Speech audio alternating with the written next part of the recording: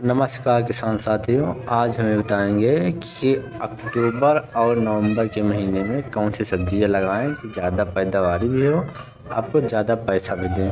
देखिए, इस समय तो अक्टूबर के महीना चल रहा है। अक्टूबर के महीने में क्या होता है कि धान की कटाई चालू हो गई। जो लोग आप धान लगाए हैं, जो लोग वो धान की कटाई चालू कर दिए हैं। उसके बाद जब धान की कटाई हो जाए तो कल्टीवेटर से 2 गहरी जुताई कर लें। जुताई करने के बाद एक बार रोटावेटर से भुरभुरी माटी कर लें। भुरभुरी माटी करने के बाद उसे फिर से एक बार रोटावेटर से जुता दें। अब हम बात करेंगे कि कौन सी सब्जियां लगाएं कि ज़्यादा पैदावारी भी हो, आपको ज़्यादा पैसा भी दे। जैसे कि नेनुआ की खेती करते हैं आप लोग नवंबर के महीने में, तो बहुत ज़्यादा पैदावारी भी देती है, बहुत ज़्यादा आपको पैसा भी देती है। देखिए दोस्तों, कहीं कहीं नेनुआ बोलते हैं, कहीं कहीं तोरी बोलते हैं, कहीं कहीं और कुछ बोलते हैं। तो हम आप बताएंगे कि कहीं कहीं नेनुआ बोलते हैं, कहीं कहीं तोरी बोलते हैं। तो इस बारे में हम बात करेंगे कि कैसे इसको बोएं।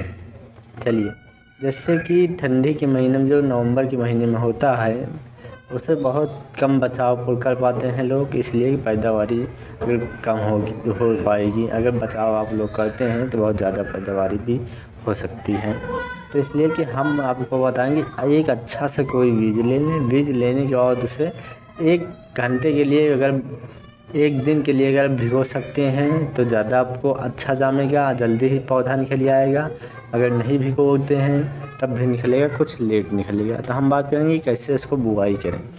जैसे कि देखिए आप लोग, डुड़हीदार जो होता है, डुड़हीदार नालीदार जो होता है, उसी में नाली बनाकर उसी में बो दें।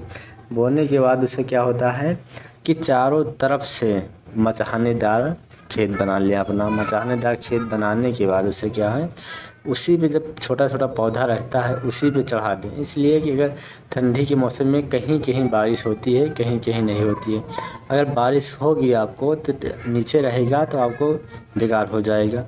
और ये बात ध्यान रखना है कि ठंडी के मौसम में पाला बहुत ज़्यादा तो आपके पेड़ में मारेगा, इसलिए कि समय समय पे स्प्रे देते रहना है। उसके बाद जो आपको फल और फूल किस महीने में लगेगा, जैसे कि आप नवंबर के महीने में लगा दिए हैं तो फल और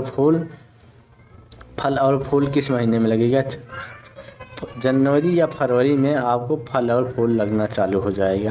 अगर जनवरी या फरवरी में आपको फल लगना चालू हो जाएगा, आप बहुत ज़्यादा पैसा कमा सकते हैं नेनुआ की खेती करके।